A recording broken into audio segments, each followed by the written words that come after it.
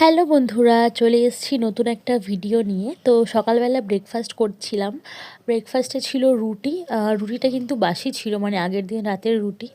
আর করেছিলাম ডিমের ভুজিয়া আর চা। চা ছাড়া তো আমার চলবেই না।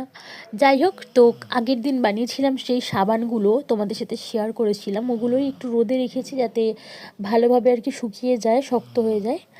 আর ছাদে এসেছিলাম জামা কাপড় কাচতে। আর আমি যখন ছাদে আসি এই গাছটাতে একটু করে জল দিয়ে দিই, মানে ভালো লাগে। আর দেখো গাছের ওপরের পাতাগুলো কিরকম একটা শুকিয়ে শুকিয়ে আসছে, শীতকাল বলে হয়তো, জানি না। তো এখন চলে যাচ্ছি নিচে।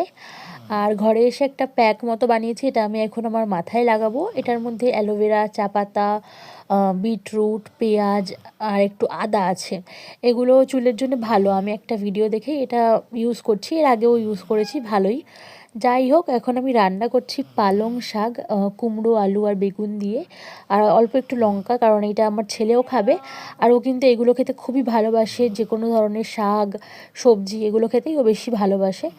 যাই হোক, সন্ধেবেলা গেছিলাম আমার পিসির বাড়িতে। তো পিসির বাড়ি থেকে এখন ফিরছি বাড়িতে।